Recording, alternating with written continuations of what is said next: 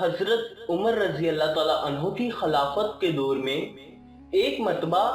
ناگہاں کے ایک پہاڑ کی غار سے ایک بہت ہی خطرناک آگ نمودار ہوئی،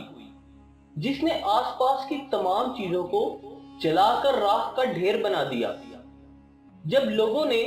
دربار خلافت میں فریاد کی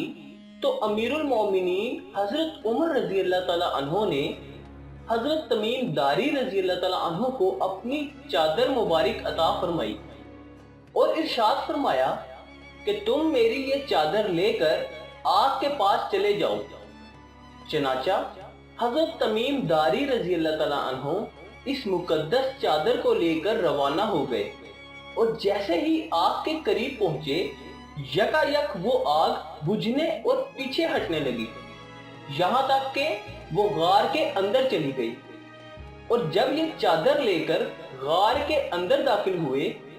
تو وہ آگ بالکل ہی بجھ گئی اور پھر کبھی بھی ظاہر نہیں ہوئی۔